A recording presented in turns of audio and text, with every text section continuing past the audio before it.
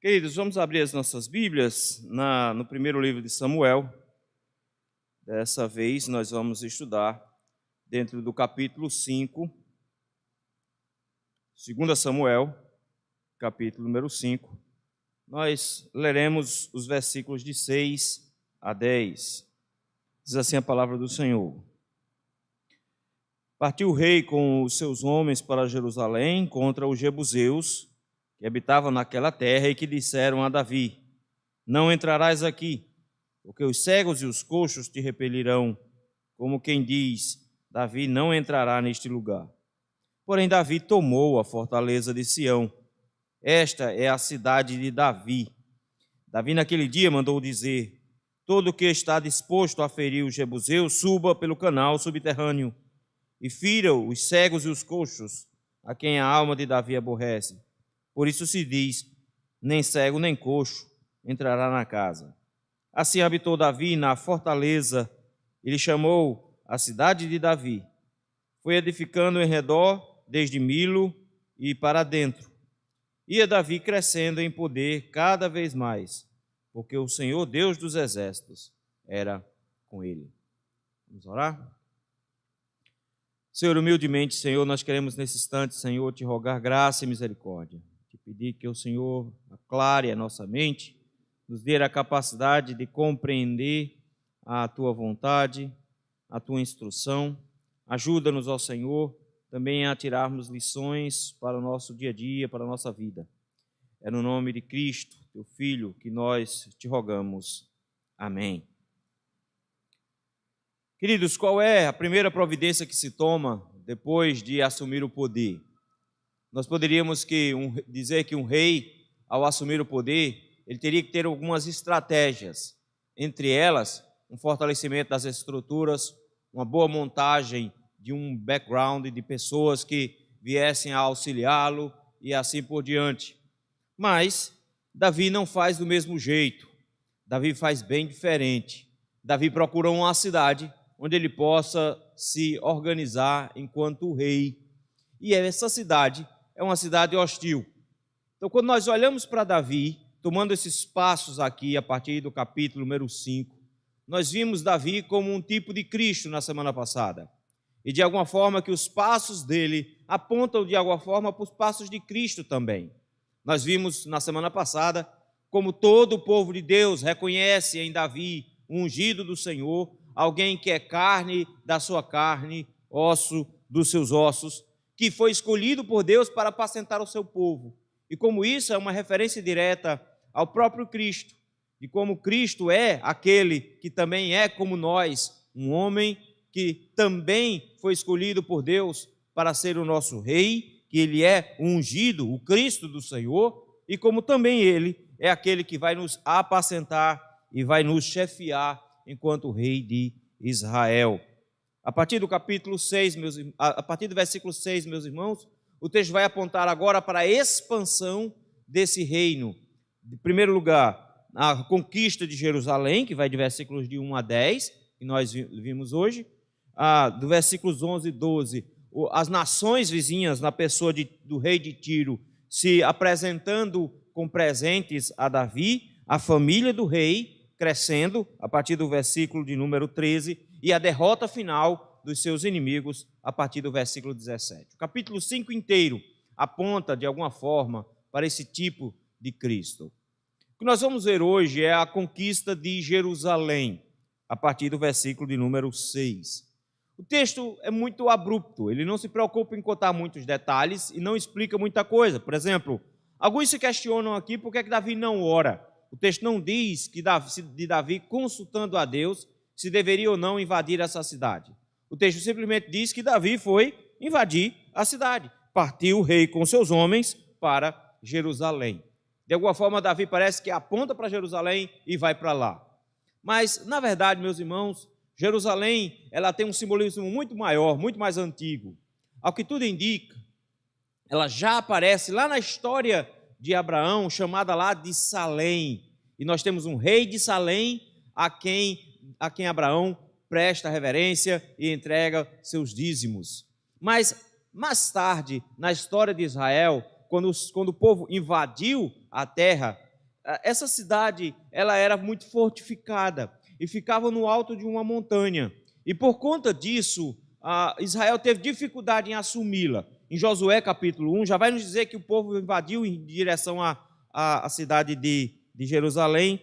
Eles chegaram até a conquistar uma certa vitória. Se você for para o capítulo 1 de Juízes, e for olhar lá no versículo de número 8, vai dizer que eles batalharam, os filhos de Judá, no versículo 8. Os filhos de Judá pelejaram contra Jerusalém e, tomando-a, passaram a fio da espada, pondo fogo à cidade. Então, Judá já tinha conquistado essa cidade. Mas essa cidade, na divisão das terras, não deveria pertencer a Judá. Ela deveria pertencer a Benjamim, que é a tribo de Saul. Mas o que aconteceu em seguida foi que a tribo de Saul, a tribo de Benjamim, não tomou conta da cidade como deveria. Veja versículo número 21 de Juízes, capítulo 1. Porém, os filhos de Benjamim não expulsaram os jebuseus que habitavam em Jerusalém. Vejam que no início, Judá foi e derrotou e expulsou todos os moradores de lá. Mas os filhos de Benjamim permitiram o retorno dos jebuseus, e não só isso, antes os jebuseus habitaram com os filhos de Benjamim em Jerusalém. Eles permitiram que os inimigos continuassem morando na cidade, os jebuseus, e se misturaram. Faz parte daquela estrutura que nós vimos lá em Juízes, onde o povo de Deus, além de não expulsar os seus inimigos, se misturou com seus inimigos. E o resultado disso foi que a cidade passou a ser a cidade dos jebuseus e não mais dos benjamitas. Os benjamitas foram expulsos da cidade, e essa cidade agora, meus irmãos, está esse tempo todo, ninguém consegue conquistá-la. Veja, nós vemos o período dos juízes, nenhum dos juízes depois conseguiu conquistar Jerusalém. Passamos todo o período de Samuel, todo o período de Saul, ninguém conseguia conquistar essa cidade. E por que ninguém conseguia conquistar essa cidade? Por causa da fortaleza que era essa cidade. Essa cidade era construída no alto de uma montanha, com 3 dos 4 lados dela voltados para vales. Então ela era no meio, em cima de uma montanha e não tinha como subir, não tinha como acessar. Era uma cidade cercada, uma cidade morada, de forma que só tinha uma única entrada pelo norte. Só se entrava pelo norte. Ou você entrava pela porta de Jerusalém, ou não tinha nenhuma outra condição de você aproximar-se com um exército. Tinha que entrar pela frente. Esse era o grande problema de se invadir Jerusalém. E por isso mesmo, ninguém em sã consciência diria que Jerusalém podia ser conquistada. Não dá para conquistar uma cidade como essa. Não é possível. É por isso que os homens que habitam essa cidade, os jebuseus, eles são arrogantes, eles são pretensiosos. Vejam o versículo de número 6. O que acontece é que Davi resolve que vai tomar Jerusalém para si. Mas os jebuseus, eles são ousados. Versículo 6, dizendo assim: não entrarão aqui, não entrarás aqui. E ele diz isso 2 vezes, olha o final do versículo 6, não entrará neste lugar. E ele chega a fazer até uma brincadeira, quando ele diz assim: olha, se você vier, até cego e coxo vai conseguir te expulsar. É como que dizendo, as pessoas mais fracas da cidade de Jerusalém teriam condições de repelir um ataque, caso alguém viesse. Ou seja, eles estavam muito confiantes, eles eram arrogantes. E na sua arrogância eles entendiam que o mais fraco da cidade seria capaz de vencer Davi na invasão contra Jerusalém. Uma cidade inexpugnável, uma cidade impossível de ser derrubada, uma cidade arrogante, com os jebuseus lá dentro, e Davi resolve que quer essa cidade. Por que Davi quer essa cidade? Davi quer essa cidade porque ela é um território neutro e fica no centro de Jerusalém. Enquanto Isbosete escolheu reinar do outro lado do Jordão, Davi estava reinando em Hebrom. E Hebrom estava dentro do território de Judá. Pareceria então que Davi iria, do mesmo jeito que fez Saul lá atrás, privilegiar uma das tribos, privilegiar a sua tribo, o que era natural. O que Davi procura é uma cidade que não pertence a ninguém. E é justamente o caso dessa cidade. Porque ela foi conquistada por Judá, entregue a Benjamim, Benjamim a perdeu. ela não pertencia a ninguém, e ela ficava justamente na fronteira entre Judá e Benjamim. Ele queria um território onde ninguém tivesse lugar, e foi exatamente isso que ele conseguiu. Porque no versículo 6 você tem informação: o povo é arrogante e entende que ninguém vai conseguir entrar. A primeira informação que nós temos no versículo seguinte é: Davi entrou. O texto não se preocupa em explicar muita coisa, notaram? O texto simplesmente diz: porém, Davi tomou a cidade. De cara, meus irmãos, a informação é que Davi foi o vencedor. A pergunta é: como é que ele fez isso? O texto não se preocupa nem um pouco em dar uma pausa dramática para fazer aquele suspense: será que Davi ganha, será que Davi não ganha? Ele não está nem interessado nisso, ele já quer de cara dizer: não, Davi ganhou. Davi ganhou. A pergunta é: como é que ele fez isso? Se você for para o texto paralelo, lá do capítulo 11 de 1 Crônicas, você vai ver que Davi teve uma estratégia. Ele, em primeiro lugar, ele ofereceu um prêmio para quem se aventurasse a invadir a cidade. Ele sabe que é uma missão suicida, que tentar invadir Jerusalém é praticamente morte certa. Então, o que ele pensa? Quem tentar invadir a cidade, quem quiser invadir a cidade, eu dou como prêmio ser o chefe da guarda, vai se tornar o comandante do exército do rei. Era um cargo enorme, muito cobiçado. E aí, quem nunca teve dúvida de que queria o poder foi um camarada chamado Joabe, que nós já vimos nos textos anteriores. Joabe queria o poder, Joabe queria a posição, e ele agora tinha a oportunidade de ter justamente a posição, e ele se coloca à disposição de Davi para invadir a cidade. Mas como é que se invade uma cidade fortificada como Jerusalém? Como é que se entra numa cidade como essa? Davi tem um plano, versículo de número 8. Eu volto para o versículo 7, viu? Davi tem um plano. O que ele diz? Quem estiver disposto a subir para o Jebuseu, suba pelo canal subterrâneo. Qual era o plano? Existia um aqueduto que trazia água para dentro de Jerusalém. E esse túnel foi descoberto algum tempo atrás. O que é que se sabe? É que era de difícil acesso, mas que não era de impossível acesso. Qual era o plano? Passar um exército por dentro de um buraco. É complicado, era um plano bem difícil, bem perigoso, mas foi exatamente assim que eles fizeram, porque enquanto os soldados, todos eles, não se preocupavam com o restante da cidade, porque toda a cidade estava protegida pelas muralhas, todos os soldados estavam na região norte da cidade. Claro, você não vai colocar soldado numa área onde você sabe que não vai ser invadida. Todos os soldados vão para a região norte da cidade, onde fica a porta. É lá onde vai haver a batalha. Acontece que Davi infiltra homens por trás, infiltra homens por dentro desse aqueduto, e quando eles menos imaginaram, o exército de Davi estava dentro da cidade, entrando por esse aqueduto, por esse buraco. É por isso que ele diz: suba por entre esse lugar. E não só isso, olha como é que ele fala também, diz: e suba pelo canal e fira os cegos e os coxos. E aí fica um problema aqui: por que ele mirou justamente no pessoal que era cego e que era aleijado? Por que ele está preocupado com esse pessoal aqui? Não é necessariamente que ele está dizendo que eles deveriam preferir matar os cegos e os coxos, mas é porque os homens eram ousados e tinham dito que qualquer cego ou coxo era suficiente para derrotar. Então ele está encarando a cidade inteira, todos os soldados, como dizer, tudo cego e tudo coxo. Então o que você faz? Mata todos os cegos e todos os coxos que eles acham que iriam defendê-los. Davi invade a cidade. Mas fica uma coisa triste aqui, porque em seguida o autor faz um pequeno comentário dizendo assim: por isso se diz, nem cego nem coxo entrará na casa. Se tomou isso como pé da letra, e mais tarde se impediram cegos e coxos de entrar no templo, porque entenderam que essas pessoas não eram benquistas dentro do templo, que por causa de Davi elas não deveriam entrar. Isso aqui foi uma bobagem que eles pensaram, mas ficou esse marco na cabeça deles quando Davi disse: esses são os homens que eu aborreço, são os homens que minha alma odeia, porque eles são inimigos do Senhor. Derrote-os, destrua-os, assumimos então a cidade.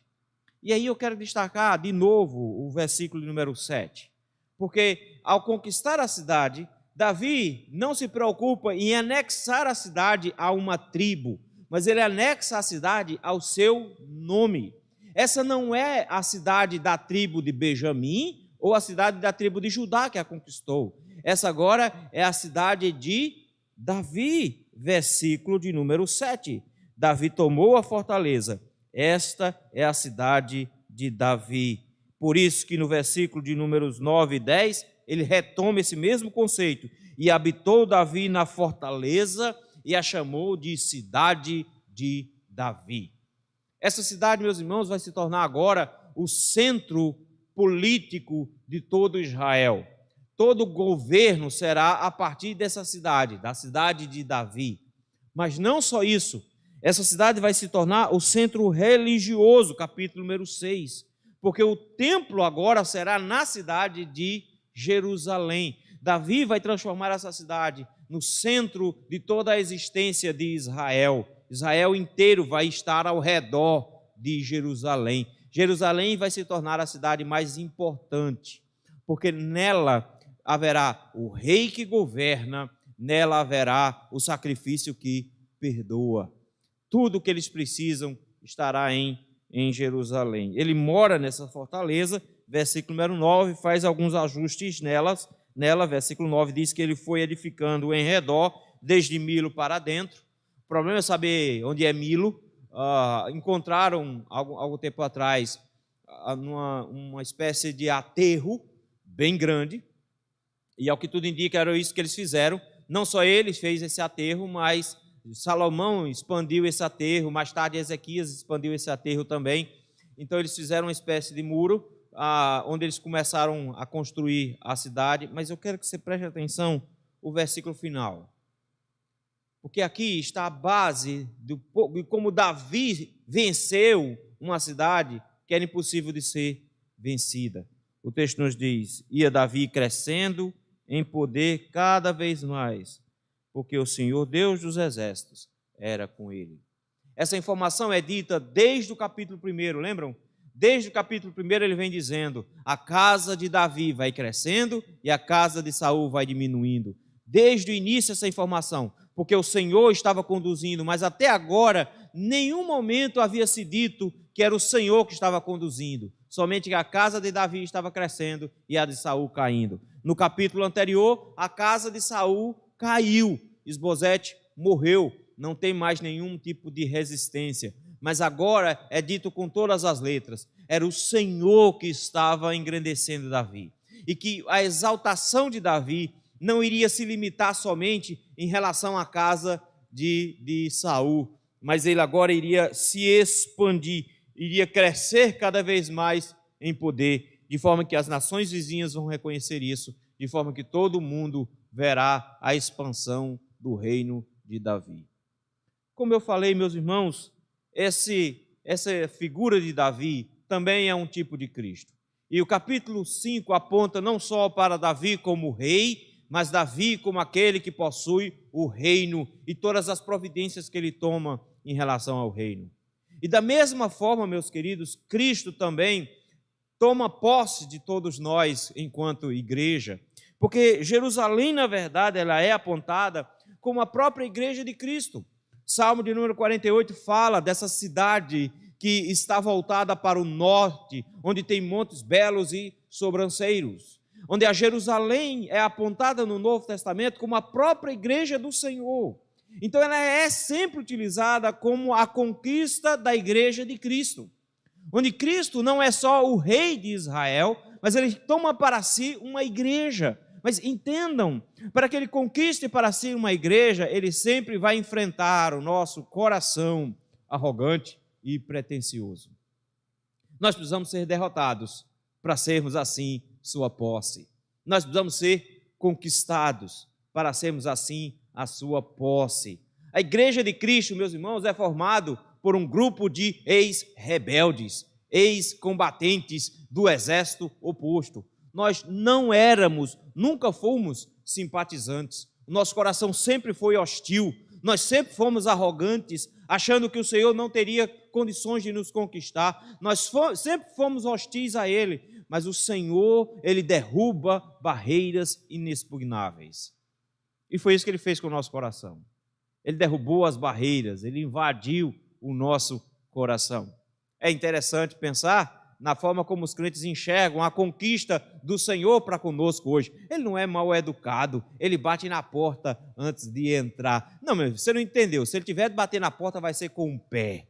Ele vai botar a porta abaixo. Ele vai invadir o seu coração, ele vai destronar você, ele vai derrubar todas as barreiras, e ele vai fazer isso sem você nem sequer notar. E quando você menos imaginar, você já vai estar no chão e ele vai estar com o pé na sua cara. Ou seja, o Senhor nos conquistou enquanto igreja, para que nós fôssemos o seu povo, ele nos derrotou. E suas flechas inflamadas que acertaram o nosso coração é a base da nossa esperança. Nós agora fazemos parte de Jerusalém, mas de uma Jerusalém que tem um nome. Isso nos leva ao segundo aspecto aqui.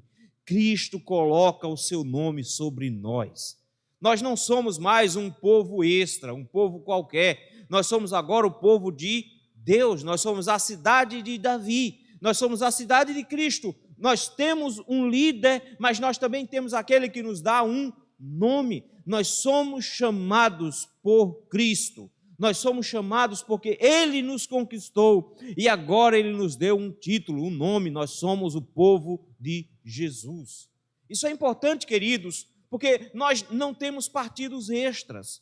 Nós não temos partidos externos. Nós somos o povo que pertence a Cristo, o povo que é possessão dEle. E por sermos possessão dEle, nós somos conhecidos como o povo que pertence a Ele.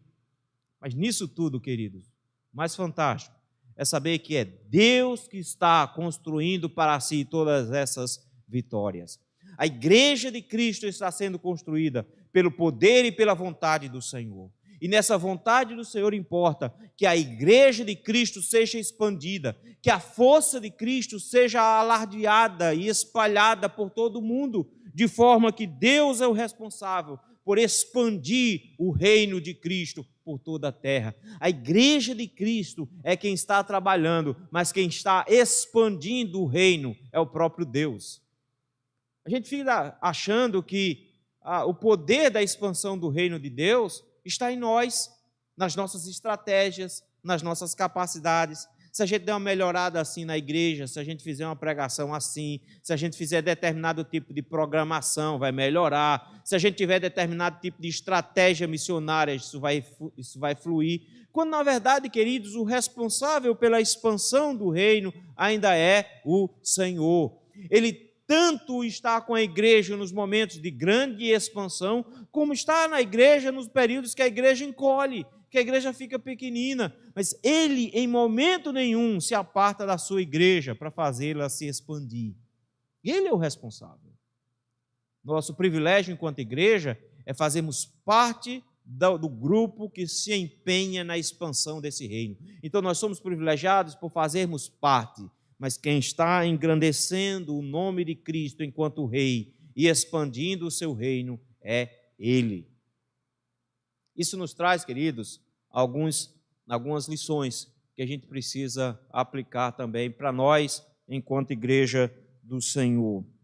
Em primeiro lugar, meus irmãos, nós precisamos entender que na pregação do Evangelho, na expansão desse reino, na conquista da Jerusalém celeste, do povo de Deus, nós não podemos achar que o mundo nos é simpático. Isso eu acho que é o maior erro que a gente comete. Achar que nós vamos pregar o Evangelho e as pessoas vão se derreter diante de nós. Que elas vão simplesmente dizer, que coisa linda, eu quero Jesus. Porque se você perguntar na rua quem quer Jesus, todo mundo quer. O que ninguém quer é se submeter a Ele como seu Rei. Então nós precisamos compreender que o mundo não nos será solícito, ele não nos abraçará quando nós estivermos pregando o Evangelho, porque ele não se submete a Cristo de vontade própria. O mundo não se submeterá ao Senhor, as pessoas não se submeterão ao Senhor sem que o Senhor os derrote. Por isso mesmo, meus irmãos, a pregação do Evangelho, ela é aplicada pela palavra, que é a sua espada, justamente para infligir a derrota dos homens. Nós precisamos entender que para que os homens se rendam a Cristo, eles precisam ser derrotados da sua arrogância. Mas como é estranho enquanto a igreja acha que a vitória de Cristo sobre o mundo, que a derrota de Cristo, que Cristo vai colocar sobre o mundo no que diz respeito à sua espiritualidade, será dada pela amizade. Não, meus irmãos, não será por uma conquista de simpatia, mas será por uma conquista do Senhor derrotando todas as barreiras que os homens inventam em seus corações. Será uma batalha. Então não dá para pregar o evangelho achando que as pessoas são simpáticas. Sabe quando é que a gente acha que o mundo vai ser simpático? Quando a gente prega aqui de dentro. Você só precisa ver como o mundo é hostil se você for ali na praça. Vai lá na feira e tenta pregar o evangelho ali. Tenta falar da submissão a Cristo ali, rapidinho. E você vai descobrir que o mundo não é nem um pouco simpático aos crentes. Que o mundo não é nem um pouco simpático a Cristo. Pelo contrário, ele é hostil. Eu preciso compreender isso, para que eu não vá a trabalhar na expansão do reino do Senhor de forma ingênua. O mundo não é simpático. Inclui aqueles que a gente chama de amigos do Evangelho. Os amigos do Evangelho também não são simpáticos. Eles nunca se submeteram ao Senhor. Eles podem gostar de algumas coisas que Deus tem, mas eles não estão nem um pouco interessados em se submeter ao Senhor. Então eu preciso compreender da hostilidade do mundo. Mas eu preciso compreender também que o nosso Senhor Jesus, Ele é aquele que conquista, e é aquele que, quando conquista, nos transforma em seu povo e nos dá o seu nome. Isso aqui eu acho fantástico, porque nós somos conhecidos por Cristo. Nós não temos identidade própria. Nós não somos o povo que é conhecido pela sua denominação. Nós somos o povo que é conhecido por causa de Cristo. É Ele que é a nossa identidade. E é nele que nós que temos o nome todas as nações da terra. É assim que é colocado nos profetas. É nele que é dado o nome. É em Cristo que é dado o nome. Nós somos a cidade de Jesus. É por isso que quando chegamos em Apocalipse, essa cidade agora é expandida de uma forma completamente diferente. Essa cidade agora, meus irmãos, tem no seu centro Cristo, o Cordeiro. É Ele que é o centro dessa cidade. É Ele que é o máximo dentro dessa cidade. É Ele que dá nome e essência a essa cidade. A igreja de Cristo não tem identidade fora de Cristo. Isso aqui é importante, porque quando nós achamos que o reino de Cristo será expandido, quando nós nos parecermos mais com o mundo e pela forma como o mundo faz as coisas, nós nos esquecemos que a igreja de Cristo é conhecida justamente pela sua aparência próxima à de Cristo e não do mundo. É por isso que é estranho São João de crente. É por isso que é estranho. É por isso que é estranho quando os crentes acham que devem fazer parecido com o mundo para conseguir conquistar as pessoas. Eles não entenderam a estratégia. A conquista do reino de Deus é quando a igreja se identifica com Cristo.